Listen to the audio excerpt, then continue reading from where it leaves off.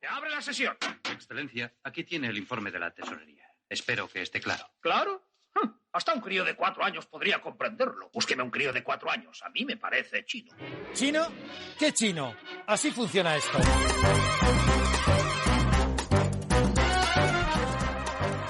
Así funciona la economía. ¿Cómo? ¿Cómo funciona la luz? ¿Cómo funciona la inflación? ¿Cómo funcionan las monedas? ¿Cómo funcionan los tipos de interés? ¿Cómo funciona todo lo que nos afecta y lo que nos queda? 10 programas llevamos, 10 podcasts. Hola, Ana Comellas, ¿cómo estás? Hola, Juanra Lucas. Que es un número redondo. Muy bonito, sí. Redondo con palito. Con palito. O sea, que bien. Entonces, hemos decidido, aquí los autores de este podcast, es decir, Ana y un servidor de común acuerdo, hemos consensuado la figura del podcast de recuperación. ¿Para qué? Pues porque básicamente cuando estamos repasando lo que hemos tocado hasta ahora, a ver, ¿cómo se forma el precio de la luz? ¿Qué es la inflación y cómo se produce y cómo se recorta o limita? ¿Cómo funcionan los tipos de interés? ¿Qué está pasando con la energía? ¿Por qué hay escasez de materias primas? ¿O hasta dónde puede llevarnos la guerra? Resulta que todo eso sigue vivo. Todo eso confluye en un momento histórico en el que tenemos un problema de inflación, tenemos un problema de crisis energética, tenemos una crisis bélica que va a afectar a nuestra economía, que va a afectar al crecimiento económico, que va a afectar a los tipos de interés, que toca todo. Entonces, ya que es el 10, lo celebramos con todos los amigos y todas las amigas que han estado siguiéndonos estos días y que tienen vocación de hacerlo porque están aprendiendo, como estoy aprendiendo yo de Ana Comillas cada vez que grabamos el pod, y recapitulamos. Venga. Entonces, para volver a asomarnos a la realidad que vivimos y padecemos todos los días. La inflación, la crisis de materias primas, en fin, todo eso que estoy repitiendo y que no voy a insistir en ello, vamos a hacer un repaso en este programa 10 para que nos quede clarito y podamos seguir avanzando. Y luego repasaremos más adelante o no, según vaya la cosa. Pero nos parece, ¿verdad?, pertinente echar un vistazo atrás y explicar una serie de conceptos que siguen vivos y que nos siguen importando. Y además de seguir vivos, que es verdad que es sorprendente, porque el primer podcast lo grabamos mucho antes de la guerra. Mucho antes. De la presente, vamos. Y es verdad que sigue totalmente vigente. Vamos a ver también cómo se relacionan todos estos conceptos, ¿vale? En vez de verlos en aislado, lo vamos relacionando. A ver qué nos sale. De eso se trata. Pues si te parece, empezamos por... además ha sido el podcast que más interés ha despertado. El podcast, los dos podcasts que hemos dedicado a la crisis de materias primas y componentes. Sí. Que todavía seguimos teniendo.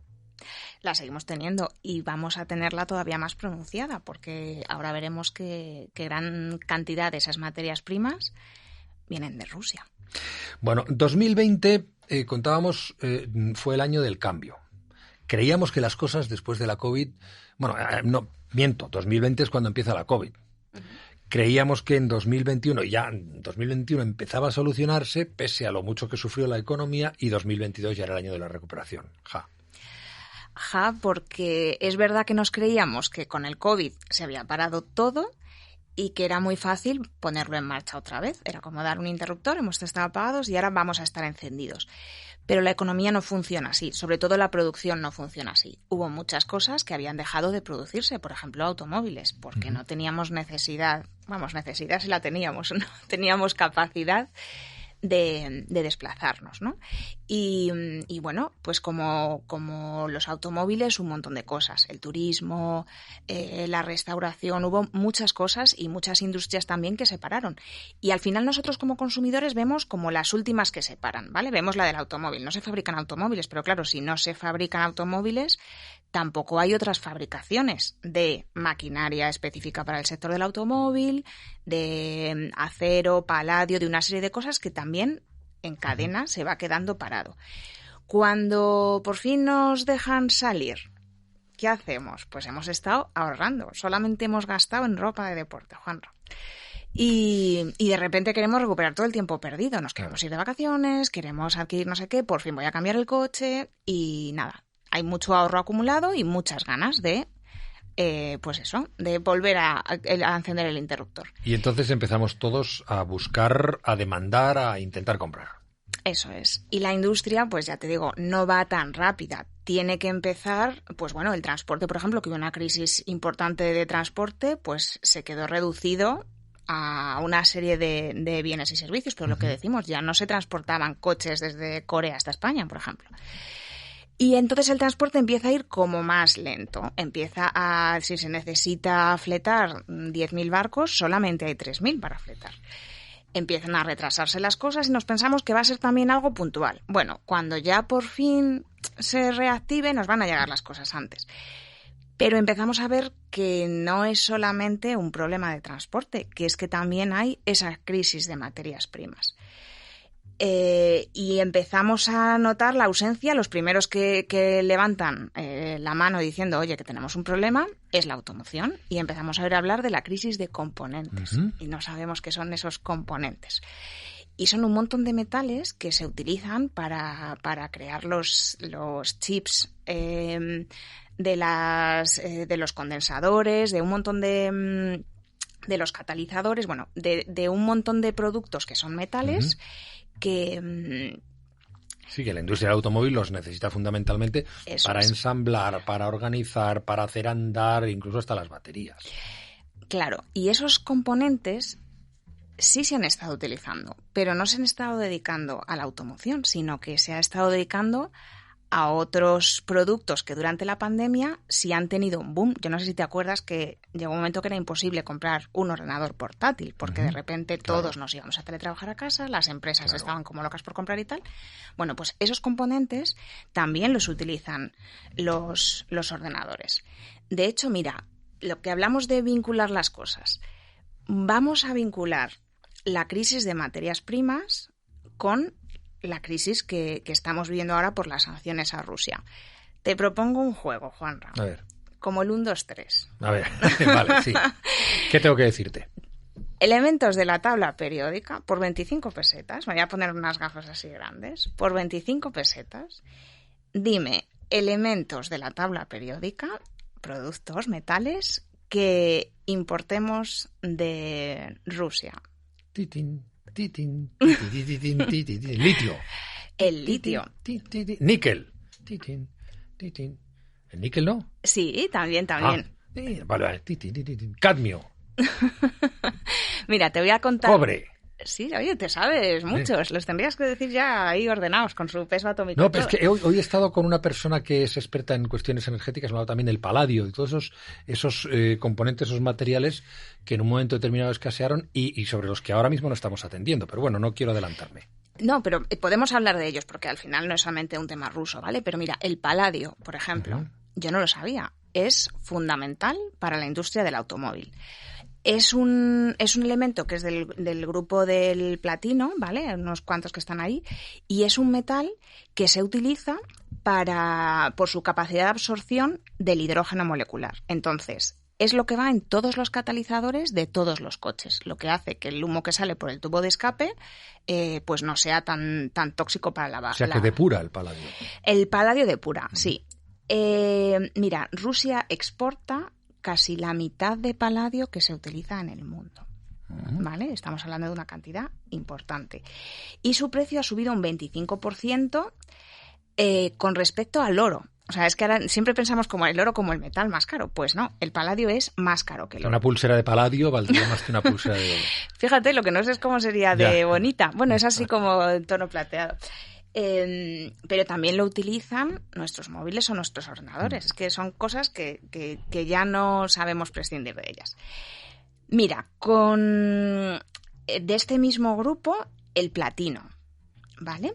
Que es muy apreciado en joyería, pero que también se utiliza junto con el paladio para fabricar los catalizadores de los automóviles. Y además se utiliza para los discos duros de los ordenadores. En este caso, Rusia produce un 15% de este metal. También se utiliza, fíjate, para la fibra de vidrio o para las pantallas de los dispositivos electrónicos, para estas pantallas que parecen de cristal y que en realidad pues parece que se fabrican con platino también. Claro, pero el problema, claro, ahora, como tú dices, en la actualidad es Rusia el problema, pero antes de la guerra y en el año 21, cuando empezamos a recuperarnos, el problema era China, ¿no? Claro, China empezó a ver que estos materiales escaseaban, ¿vale? Ya muchas veces no es solo que escaseen, sino que es muy difícil acceder a ellos. Tiene que salir rentable extraerlos. Y China quiso asegurar su producción. Entonces empezó a comprar cargamentos, barcos, etcétera. Acaparar. A acaparar, eso es. Estos materiales para no quedarse ellos desabastecidos. Entonces agravaron todavía más la crisis de materias primas. Entonces nos encontramos con que hay metales que son difíciles de conseguir, que están bueno, pues en los países en los que ha tocado que estén. Y muchas industrias que los utilizan. Industrias altamente tecnológicas. De hecho, tú fíjate, Rusia exporta a Europa estos materiales, pero luego nosotros exportamos a Rusia los componentes de alta tecnología. O sea, nosotros creamos aquí la tecnología y la volvemos a exportar a Rusia, pero claro, sin eso... Eso está parado ahora. No completamente, sí. pero sí, está parado. Ahora, si quieres, volvemos a Rusia y vemos un poco la situación económica. Sí, pero estamos en las materias, en la escasez de materias primas y de componentes. Mira, el oro también bueno, tiene Rusia, tiene minas importantes de oro. Un metal curioso, Juanra, es el aluminio. El aluminio está distribuido por toda la corteza terrestre. Hay un montón. Sin embargo, hay muy pocos países productores de aluminio. También se recicla mucho, hay que decir que tiene esta capacidad. Nosotros lo usamos a nivel doméstico pues para envolver bocatas, claro. y las tapas de los yogures, el interior de los Tetrabricks, ¿vale? Pero lo utilizan muchísimas industrias de formas muy diferentes, ¿vale? Entonces, el aluminio, el problema que tiene es que necesita una cantidad bestial de energía para ser procesado, ¿vale? Con lo cual, los países que producen aluminio son aquellos que los costes de la energía para ellos son baratos. Es decir, Rusia y China. Vale. Y otro más. Otro más. Venga, el último, el petróleo. ¿Vale? Eso es fundamental. Ese es fundamental. El oro negro, ese que hemos visto tantas películas estadounidenses con esas grandes extractoras y esas bombas, y esa alegría, ¿no? Cuando salía el petróleo. Pues Rusia tiene también una gran cantidad de petróleo. De hecho, 12 de cada 100 barriles de petróleo que se extraen en el mundo, pues tienen esa etiqueta rusa. Y además de gasolina o gasoil, que para nosotros es lo que pensamos inmediatamente con el petróleo, pues se utiliza para hacer plásticos, poliéster, que tenemos en un montón de prendas de ropa, disolventes, fertilizantes, muy importante también en la agricultura. Una de las razones por las que dicen que Brasil pues le ha parecido fenomenal lo de Putin, porque pues ellos necesitan, es que tienen una gran producción agraria y necesitan los fertilizantes. Por tanto, tenemos la dependencia de China, que se desnudó después de la COVID, y ahora la dependencia de Rusia. Y ambas conjuntas me parece que lo que revelan es que esa desindustrialización de Europa pues no se ha hecho adecuadamente, o por lo menos lo que hemos hecho ha sido, utilizando también, eso es uno de los fenómenos de la globalización, buscar la producción fuera, comprar gas fuera, hacer los tejidos fuera. Y nos encontramos con dos crisis sobrevenidas, inesperadas, un poco como distópicas, porque nadie esperaba que una cosa como la COVID o una guerra como la de Ucrania fuera de una serie de ciencia ficción, ¿no? Pero nos encontramos con que eso lo hemos hecho mal, que hemos puesto los huevos en cestas equivocadas, y entonces cuando necesitamos materias hay que ir a China, que acapara, y entonces nos encontramos con la escasez, y cuando necesitamos gas o energía para nuestra propia energía, resulta que hemos creado una dependencia tremenda de Rusia, y cuando Rusia se convierte en el enemigo de Occidente, pues ¿qué es lo que hacemos, no? Mira, Rusia, yo creo que, la globalización ha venido dada, yo creo que por un clima de confianza. Claro. O sea, ya una vez pasada la Guerra Fría, no sé si recuerdas, se vio como un logro el primer McDonald's en Estados Unidos, en Moscú, cuando llegó la Coca-Cola. Entonces pensábamos como, es que estamos en un entorno de paz y armonía donde el mundo se va occidentalizando, podemos confiar todos en todos. Sí, se acabó la Guerra Fría, etcétera, etcétera. Eso es. Al final, claro, Rusia podría ser efectivamente el proveedor natural junto con el norte de África de gas a Europa, porque Europa es pobre energéticamente. No tenemos petróleo, no tenemos gas. Tenemos ahora con las renovables realmente una oportunidad para ser una potencia energética. Claro, pero ahora hablamos de la crisis energética, pero el problema que tenemos con Rusia es que si unimos a esa dependencia una ambición histórica del líder ruso, que es Vladimir Putin, que lo que quiere es recuperar casi las fronteras de la Unión Soviética y singularmente ahora con Ucrania y con Bielorrusia hacerse con ese pastel de un territorio que él considera ruso al precio que sea, claro, chocan esas ambiciones que le enfrentan a Occidente, porque además está claro que él pretende un cambio de paradigma, un cambio de equilibrio en el que le apoyaría a China, en el que ya no es Occidente el que lidera, sino que son esos otros países que tienen una peculiaridad, que económicamente pueden funcionar, aunque el PIB de Rusia no es mucho más alto que el de España, pero que políticamente son dictaduras. Entonces, yo creo que en eso estamos ahora. Y eso es lo que deberíamos aprender de esas crisis que ahora hablamos, porque la crisis de los componentes nos demostró esa dependencia excesiva de Oriente que puede ser perjudicial, y ahora estamos aprendiendo que la dependencia de Rusia nos puede venir y nos va a venir muy mal, sobre todo teniendo en cuenta que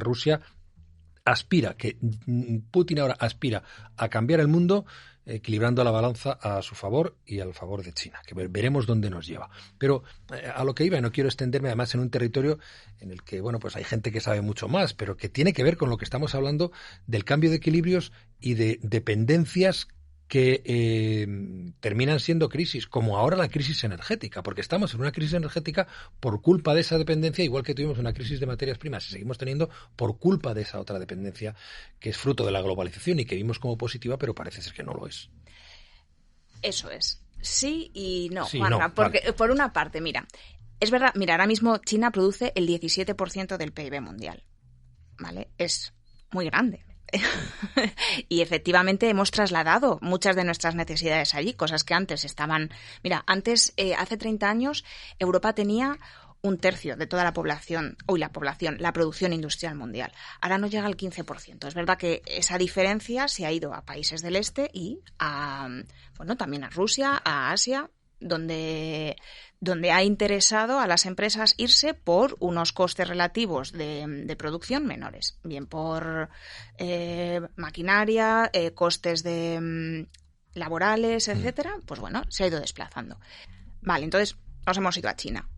Pero en el caso europeo es que en alguien tenemos que confiar. Europa no tenemos nada que ver con Asia o con Norteamérica, que son unos países gigantescos que tienen un montón de recursos simplemente por probabilidad de que, siendo tan grande, encuentres cosas debajo o encima, y que son pocos. Nosotros somos muchos países y algunos muy pequeños. Entonces, realmente necesitamos estar unidos. Y una de las cosas buenas que ha traído el conflicto de Rusia y Ucrania ha sido precisamente que Europa se ha unido más. Ha conseguido hacer una política migratoria de verdad común en 15 días.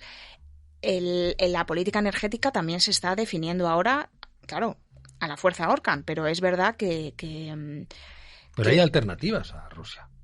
Hay alternativas a Rusia. ¿Pero por qué el gas viene de Rusia? Para casi toda Europa menos para España, porque España y Portugal tienen una peculiaridad que ahora veremos.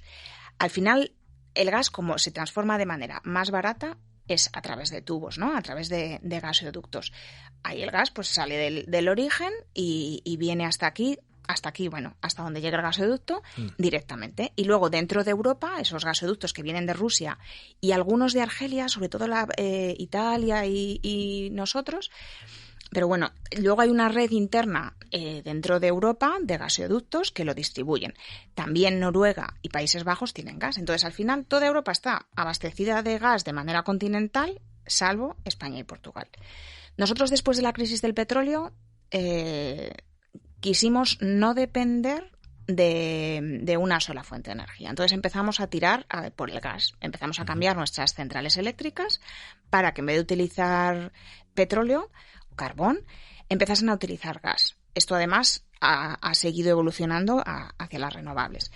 Y el gas no nos podía venir de Europa. Entonces lo que hicimos fue construir regasificadoras. Eso significa que el gas, por ejemplo, que nos llega desde 10 países diferentes, nosotros no dependemos de Rusia, el gas que viene de Estados Unidos, lo que hacen en Estados Unidos es licuarlo, lo traen en barcos que consumen gasoil, ¿vale?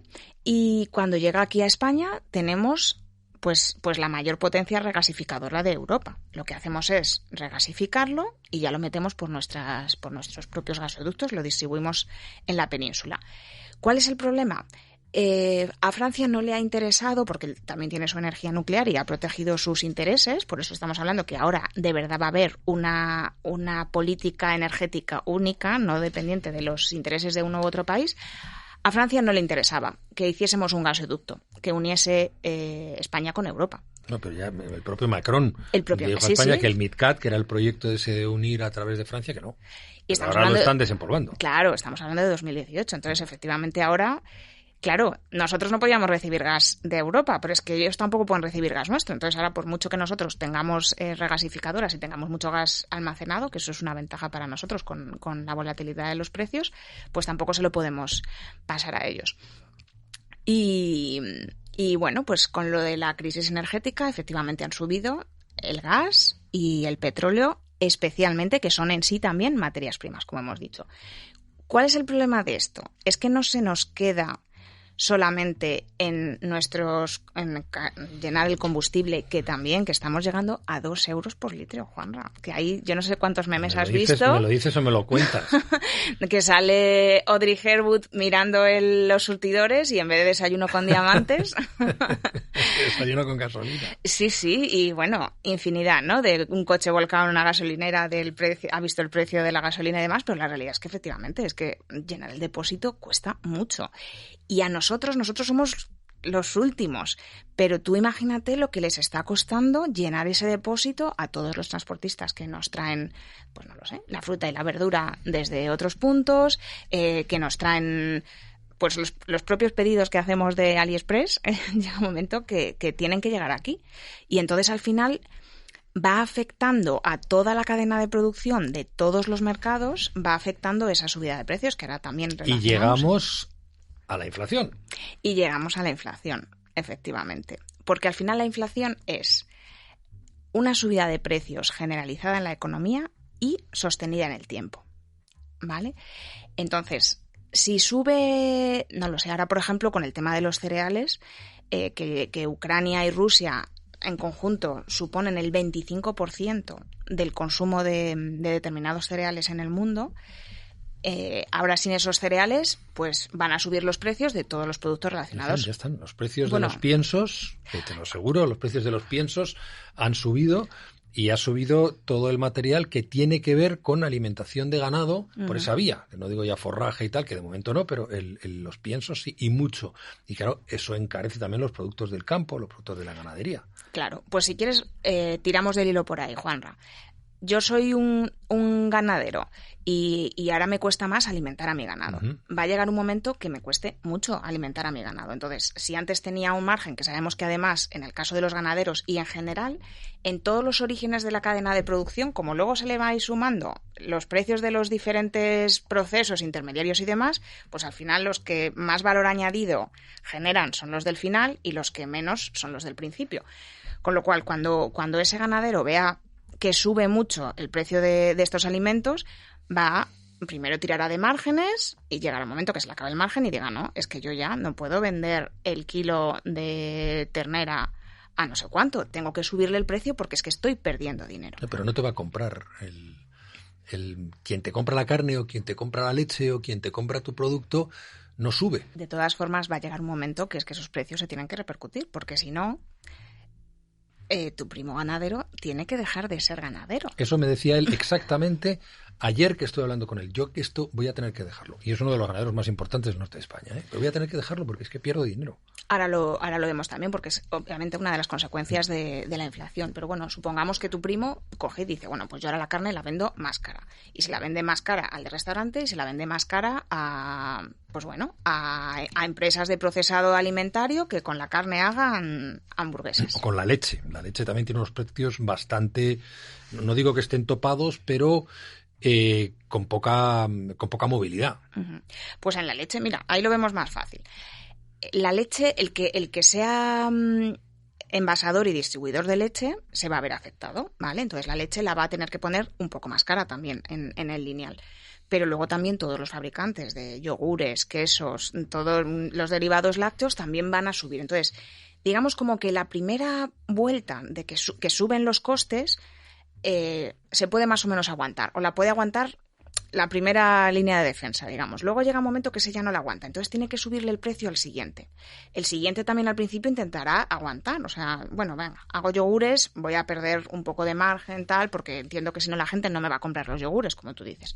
Pero llega un momento también que se ve sobrepasado y con pérdidas, porque además esta situación estamos hablando que se va manteniendo en el tiempo. No es un pico de este mes me sale más cara la leche, este mes pierdo dinero con los yogures, pero al mes siguiente conseguiré que suba. Entonces, ya la siguiente línea también se desborda y vamos a la siguiente línea y al final, claro, todo se ve recogido precisamente en el IPC, en esa cesta de consumo en la que hay una serie de productos representativos de las familias que viven en España y que van viendo. Con la primera ronda, sube el precio de la energía, vale, veo que sube mi factura de la luz, mi calefacción y mi vehículo, llenar el depósito, vale. Pero es que al mes siguiente, como eso se ha mantenido, empiezo a ver que sube el precio de la leche. Uh-huh. Al siguiente, aparte ya de esos que siguen subiendo, me empieza a subir el de los yogures. Y me empieza a subir y entonces ya tenemos la inflación en toda la economía. Ahora mismo tenemos una inflación, la última que ha publicado el INE, que es la de febrero. 7,6 con respecto a la del año pasado, ¿vale? Y la inflación subyacente tiene mucha diferencia con respecto a la otra. ¿Qué es la inflación subyacente? La inflación subyacente es, como precisamente los precios de los productos alimentarios no elaborados y de la energía son más volátiles porque no dependen de cómo te vaya la economía. Si hay una sequía, va a subir el precio de los alimentos y no hay manera de evitarlo, ¿vale? Y nosotros que no somos dependientes energéticamente, también sube el precio de la electricidad y no podemos evitarlo, ¿no? Entonces, lo que dice el Instituto Nacional de Estadística es vamos a quitar estos que suben tanto y ver cómo nos queda para ver de verdad lo que decimos, en qué vuelta estamos, ver si han ido subiendo otros productos o si simplemente vemos que hay inflación porque están subiendo productos que son muy volátiles. Pero la alimentación entra dentro de la inflación subyacente. No, esa la quito. O sea, tengo la inflación con toda la cesta de la compra y luego lo que hago es quitar los productos no procesados, ¿vale? Pues verdura, fruta, carne, leche no procesados y quito la energía, ¿vale? Imagínate que la inflación fuese solamente por lo que hemos dicho, porque ha habido una sequía y porque tal. La inflación subyacente sería igual que la inflación normal. ¿Vale? No habría diferencia. Ay, perdóname, al revés. La inflación subyacente sería cero. Nada ha subido en la economía, solo ha subido la electricidad y los alimentos. Sin embargo, si nada de la subida se debiese a eso, serían iguales las dos inflaciones. ¿Qué es lo que tenemos ahora? Ahora tenemos una inflación subyacente que está creciendo, es decir, se están produciendo esas vueltas de la inflación, voy afectando al siguiente de la cadena, y la tenemos bastante distanciada en 4 puntos con respecto a la inflación normal. ¿Eso qué significa? Que estamos en el peor escenario posible, porque la inflación subyacente está subiendo y aparte el coste de la energía y de los alimentos no procesados explican más de la mitad de esa inflación, ¿vale? Con lo cual estamos viendo, o sea, los datos nos están enseñando la realidad, ni más ni menos. Claro, ahora entonces estamos viendo el fenómeno de la inflación, cómo se van acumulando, van subiendo precios, va subiendo la energía, van subiendo los costes de explotación, va subiendo el pienso. Hasta ahora no hemos tocado otro elemento que también abordamos en podcasts anteriores, que son los salarios.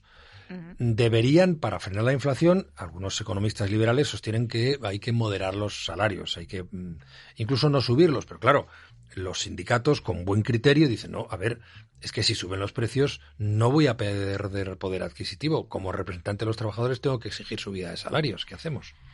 Claro, es que al final aquí la pregunta es ¿quién paga el pato de la inflación? Ya. ¿Vale? Los empresarios han estado pagando parte del pato al principio con la reducción de márgenes, ¿vale? Precisamente para no subir los precios. No llegaban semiconductores, pero tampoco vemos que el precio de los automóviles haya subido escandalosamente. Entonces, todos esos márgenes los va aguantando un poco la industria hasta que llega un momento que lo que decimos no puede y tiene que subir precios. Si no podemos seguir de alguna manera castigando a la industria, entonces ahora nos toca pues los consumidores, que ya también se ven perjudicados porque efectivamente han ido subiendo los precios y con una inflación del 7,6%, lo que a mí antes me costaba 1.000, hoy un año después me cuesta 1.076. Y como decíamos precisamente en otro podcast, si solo tengo 1.000 para gastar, pues tengo que sacar cosas de mi cesta de la compra. Hay 76 euros de productos que no puedo comprar. Si no subimos el sueldo de los trabajadores, pues pierden poder adquisitivo. Lo que van a hacer es dejar de comprar. Es que a lo mejor tengo que prescindir de la leche, no voy a prescindir, pero lo mismo si prescindo de salirme a tomar un café. Si dejo de tomar café fuera de casa, los bares van a tener menos demanda, que es como se resuelve la inflación también. Hay menos demanda, la gente compra menos y empiezan a desaparecer productores del mercado, los que no pueden sostener ese esquema de costes. Pero por otra parte, si subo el otro gran coste del factor de producción, empleo, de la fuerza de trabajo, es otra carga para el empresario, ¿vale? Y lo que entramos es en lo que se llama una espiral inflacionista. Yo no puedo pagar mi cesta de la compra, te pido que me subas el sueldo, me subes el sueldo, con lo cual tengo que subir el precio de mis productos para recoger esa subida de mis costes. Y me vas a volver a pedir otra vez una subida de sueldo, porque es que es una pescadilla claro, que se muerde la cola. ¿Qué se pretendía que hiciesen los bancos centrales? Y yo creo que aquí... Y ahí entramos en los tipos de interés, que es otro de los podcasts. Vale. Sí, mira. Los bancos centrales son los encargados de controlar la inflación, ¿vale? En el caso del Banco Central Europeo, pues lo tiene muy claro porque Alemania ha vivido unos episodios de inflación a lo largo de su historia muy graves y que han influido muchos, que al final estamos hablando del dinero de la gente. Al final el malestar social acaba repercutiendo, lógicamente, en la política, en la economía, en todo. Alemania, el Banco Central Europeo, quiere controlar esa inflación. ¿Cómo lo hace? Mediante los tipos de interés. Si yo pongo el dinero barato, que es lo que dice un tipo de interés, cuánto cuesta el dinero, si yo lo pongo barato, lo que hago es incentivar a la gente a endeudarse y gastar. A la gente, y con gente me refiero a los particulares que se animan a comprar una vivienda, por ejemplo, porque los intereses no son muy gravosos y la pueden devolver con más facilidad. A las empresas que si tienen que realizar una inversión, pues pueden ir al sector bancario a pedirla. Y también al gobierno. El gobierno también se endeuda con deuda pública. Cuando al gobierno no le salen las cuentas, igual que a cualquiera de nosotros, tiene un desajuste entre sus ingresos y sus gastos, tira de deuda pública. Entonces, los tipos de interés bajos dinamizan la economía. ¿Qué es lo que ha hecho el Banco Central Europeo y el resto de bancos centrales con la pandemia? Pues inyectar dinero en la economía. Realmente están haciendo, digamos, como una transfusión de sangre a una persona enferma, porque tenemos mucha incertidumbre con la pandemia. Yo, si nadie me empuja, lo que voy a hacer es, ante la incertidumbre, pues lo mismo no me compro la casa este año, pues me voy a esperar, a ver si voy a necesitar el dinero y no lo voy a tener y tal, pues no me compro el coche, pues no salgo de vacaciones, pues y empiezo a ahorrar. Si yo no hago esos gastos, pues claro, si no me compro un coche, el vendedor de coches tampoco vende coches, con lo cual la industria no crece. No hay empleo porque no tengo incentivos a contratar a más gente. Si nadie me está comprando los coches, ¿cómo voy a abrir una nueva planta en no sé dónde y hacer una inversión y contratar a X profesionales? Entonces la economía se contrae. Lo que ha hecho el Banco Central Europeo es, venga, voy a dar el dinero barato, voy a animar a la gente a comprar. En la economía clásica eso implica que va a haber una inflación. Hay un efecto, me ha tocado la lotería en la economía. El dinero es barato, lo puedo conseguir de forma sencilla y empiezo a gastar y a consumir y tal. Y se genera inflación. ¿Qué es lo que pasa? Que esta inflación no se ha generado porque haya un exceso de dinero en la economía, que puede que también, ojo, sino que se ha generado porque hay una serie de precios en la economía que se han disparado en sectores, no en sectores, de elementos que afectan a toda la economía, como es la energía. Uh-huh. Entonces, si ahora el Banco Central Europeo sube los tipos de interés, que es lo que se supone que debería, según la teoría clásica, hacer, ¿qué es lo que pasa? Que es que pone otro palo en la rueda. Porque si yo tengo incertidumbre, me están subiendo los precios de las cosas, yo en mi casa y tal, y además me sube el coste de la hipoteca, ya me tiro por un puente, Juanra. Y las empresas igual. Si resulta que yo veo mis márgenes reducidos, que me estoy enfrentando a que no me llegan materias primas, a que a ver cómo consigo, a lo mejor tengo que hacer una inversión realmente para ver cómo cambio el paladio de mis no sé qué y lo sustituyo por otro metal que no haya escasez, por ejemplo. Y resulta que nadie me va a dar un préstamo. ¿Cómo lo hago? Los gobiernos, ¿cómo han resuelto la crisis sanitaria? Pues en parte acudiendo a la deuda pública. De repente ven que la economía se paraliza y que tienen que hacer un montón de cosas y no tienen impuestos, por ejemplo, de IVA para recaudar porque no se está moviendo la economía. Con lo cual, ¿qué tira? De deuda pública. Y ahora encima la vamos a encarecer más. Entonces, es verdad que la situación es muy delicada, porque una parte de la literatura recomendaría subir los tipos, pero si suben los tipos nos dan una estocada. Y es que, Ana, estamos en una situación tan singular que las viejas recetas no valen, las viejas fórmulas no valen, porque las causas no tienen tampoco nada que ver con lo que habéis estudiado los economistas en la facultad, o habéis estudiado, pero quizá no estuvieran las previsiones. Ahí estamos relacionando todo lo que tiene que ver con fenómenos que hemos estudiado aquí, que hemos explicado aquí y que ahora confluyen todos, como decíamos, en un escenario muy particular, en el que además hay otra, digamos, otra erupción volcánica que empieza a arrastrar una lava incómoda y que puede terminar afectándonos, que es la irritación occidental y la puesta en marcha de las sanciones contra Rusia, que en efecto son sanciones que afectan a la economía rusa, pero por los intercambios que tenemos con la economía rusa nos afectan también a nosotros. Seguramente menos a España, como ha dicho la ministra Calviño no hace mucho, pero en general afectan a toda Europa. Y son elementos cruciales en todo esto que estamos contando hoy. Sí, al final, como hemos dicho, Rusia es un gran productor de un montón de cosas que nosotros necesitamos y que ahora hemos parado el comercio con ellos. En un principio las sanciones las primeras eran las que eran un poco más tibias, que estaban más enfocadas a los oligarcas rusos, un poco a que quien susurra al oído de Putin pues le diga, estoy cabreado. Sí, oye, mira, tal cual, ¿no? Pero sobre todo cuando empezaron a poner sanciones de acceso a los mercados de capital, ha sido cuando nos ha venido ese rebote, ¿no? O ese disparo al pie. Que no es que esté bien o mal, Juanra, al final esto es una cuestión de criterio. Apoyar a Ucrania no es poner en el estado de WhatsApp la bandera azul y amarilla, es que nuestro apoyo a Ucrania va a ser echarnos a las espaldas, efectivamente, un mayor coste para nosotros. Lo que ellos están pagando en vidas, nosotros lo estamos pagando en poder adquisitivo.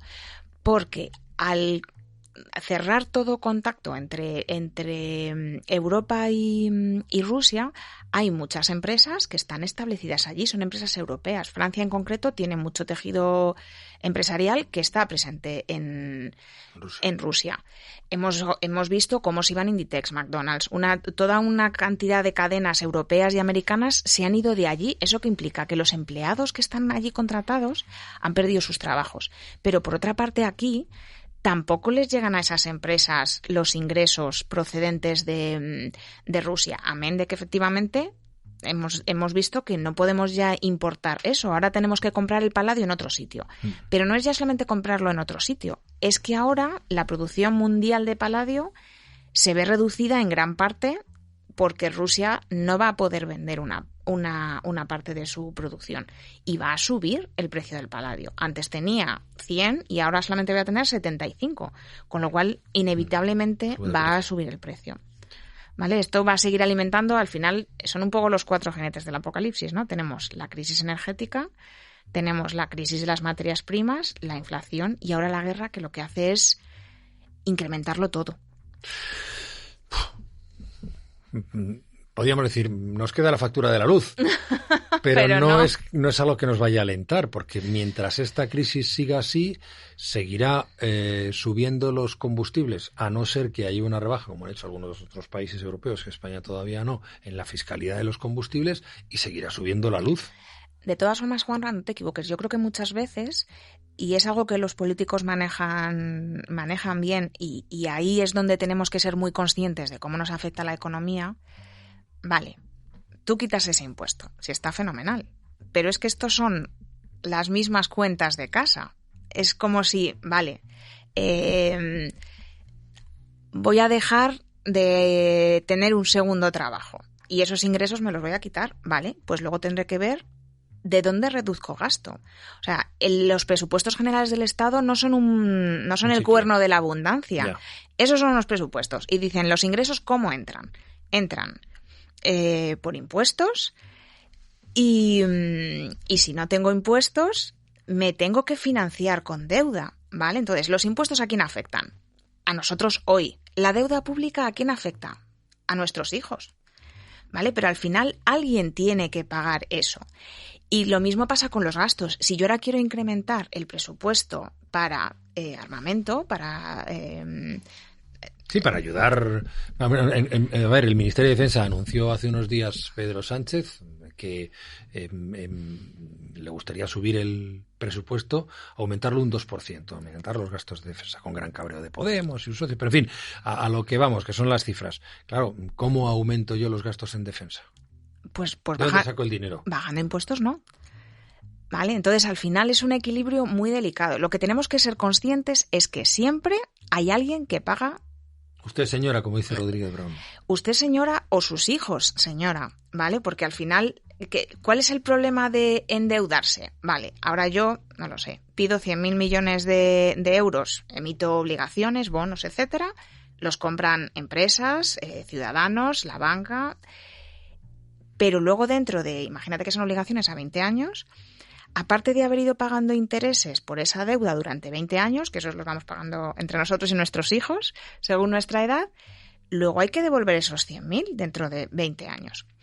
Y esos los tienen que devolver nuestros hijos. Entonces, vale, ahora bajamos, nos pasa lo mismo con lo de vamos a quitar el gas de lo del precio de la luz. Sí, lo que quiere hacer Pedro Sánchez, sí. Y que se está proponiendo también en Europa y que efectivamente es una medida que ahora mismo, pues es que son necesarias. Esas medidas es verdad que son necesarias. Pero por otra parte, ¿qué es lo que nos ha pasado en España cuando hemos quitado parte de los costes? Que hemos acumulado déficit de tarifa, ¿vale? Entonces, si yo como planta generadora de energía necesito comprar gas y necesito cobrar el megavatio hora a un precio que recoja ese gas y tú ahora me dices que el precio del gas no lo puedo comprar, estoy vendiendo por debajo de mi coste. Si lo paga la eléctrica, acumulamos déficit de tarifa, pues ya pagarán mis hijos toda esta crisis. Si lo paga el Estado, que le dice, vale, me estás vendiendo a 20 y son 100, toma, 80, va a cargo de los presupuestos generales del Estado. Una de dos, o bien sube impuestos y lo paga esta generación, o bien deuda pública y lo paga la siguiente. Que es cierto, ya te digo que hay que hacerlo así, algo hay que hacer. Pero al final el hacer es elegir quién paga. Pero alguien tiene que pagarlo. Esos costes están ahí y existen.